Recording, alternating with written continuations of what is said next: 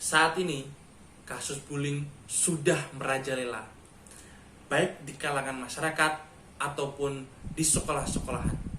Padahal, tidak sedikit dampak negatif dari pelaku yang sangat tidak baik bagi kalangan yang membuli ataupun yang dibully.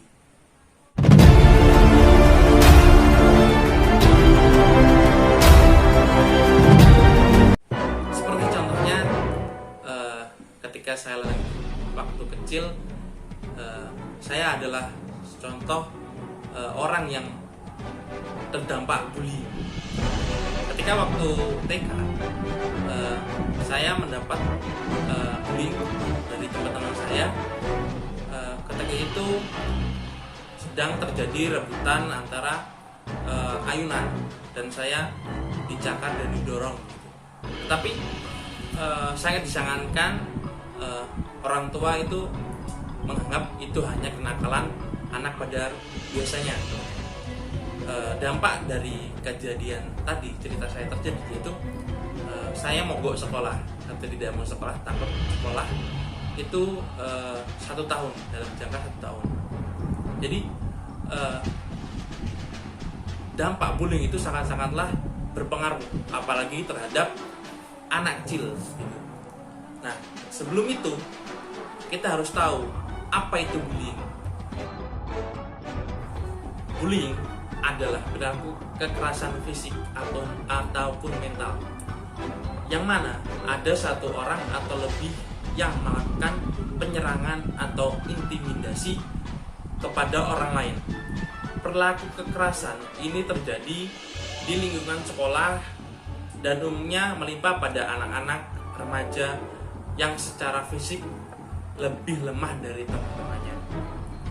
Tindakan bullying tidak hanya terjadi ketika pelaku melakukan kekerasan secara fisik kepada korban, seperti memukul, menampar, menendang. Bullying juga ini dilakukan tanpa melakukan kekerasan fisik, seperti mengejek, memanggil seseorang dengan sebutan yang hina gitu. Atau bisa juga menyebarkan gosip tentang korban dan memalukan korban di depan banyak orang. Di era teknologi sekarang seperti ini, tindakan bullying makin mudah terjadi. Pelaku cukup memakai media sosial untuk menjatuhkan korban, seperti menyebarkan teks, foto, video, dan yang bertema negatif tentang si korban. Kalangan yang membuli biasanya memiliki fisik yang lebih kuat. Kemungkinan dia dibebaskan dari keluarga yang lingkungan yang anggotanya suka melakukan kekerasan. Apa saja efek negatifnya? Nah, apa saja efek negatifnya? Kemungkinan kelangkaan yang dibully akan mengalami dampak negatif, seperti gangguan kesehatan mental, seperti depresi, rendah diri, cemas, sulit tidur nyenyak, ingin menyakiti diri sendiri, atau bahkan keinginan untuk bunuh diri. Yang kedua, menjadi pengguna obat-obatan terlarang. Yang ketiga, prestasi akademik menurun. Efek ini kemungkinan bisa menjadi korban takut pergi ke sekolah, sehingga dampak kepada kegiatan belajarnya.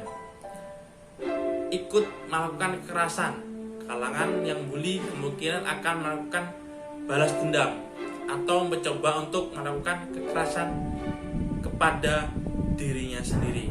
Sementara efek negatif yang mungkin dialami oleh kalangan yang membuli antara lain, yaitu yang pertama, diberhentikan dari sekolah. Yang kedua, jadi pengguna narkoba. Yang ketiga, terancam dikenai hukuman pidana karena melakukan kekerasan. Lantas, bagaimana cara kita menghentikan tindakan ini? anak yang dibully kemungkinan takut mengatakan kepada orang lain. Dia juga mungkin akan berubah menjadi pendiam. Oleh karena itu, sebagai orang tua, Anda harus jeli melihat perubahan tingkah laku seperti ciri-ciri yang menjadi korban bullying. Yang pertama, yang tadinya semangat kini kian menolak untuk bersekolah. Yang kedua, prestasinya jelas menurun. Yang ketiga, tiba-tiba kehilangan teman atau menghindari ajakan pertemanan.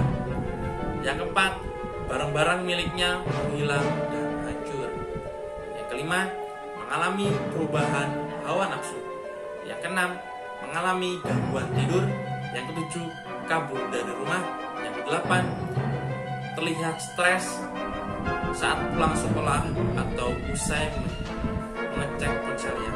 Yang kesembilan, mungkin ada luka di. Jika ciri-ciri tersebut ada pada diri anak Anda, keluarga Anda yang melihat ini, coba ajak dia bicara dari hati ke hati. Mulai dari obrolan dengan cara yang halus agar anak mau mengutarakan isi hatinya. Ajari dia bagaimana cara menyikapi orang-orang yang berlaku kasar padanya, seperti menghindar dari bertemu dengan mereka atau katakan jangan ganggu saya. Ingat, jangan mengajari untuk melawan atau melakukan kekerasan kepada para pelaku. Berikan juga semangat untuk tetap percaya diri dengan cara bergaul dengan anak-anak yang lebih baik. Ada juga bisa turun tangan datang ke sekolahan atau melaporkan orang yang melakukan kekerasan pada anak Anda. Dengan begitu, pihak sekolah akan menanganinya secara langsung dan melaporkan kepada orang tua yang bersangkutan. Para pelaku bullying harus segera ditangani. Orang tua bisa mengajaknya untuk menjalani konseling agar pola pikir tindakannya lebih bisa terarah dengan baik. Tindakan bullying adalah masalah serius yang harus segera ditangani. Jika terus dibiarkan, pelaku menyimpang bisa merusak anak Anda dan generasi muda. Mungkin hanya ini yang dapat saya sampaikan. Perilaku bullying harus segera ditindaklanjuti atau diberantas. Saya akhiri. Nun wal kola mi wa turun. Wassalamualaikum warahmatullahi wabarakatuh.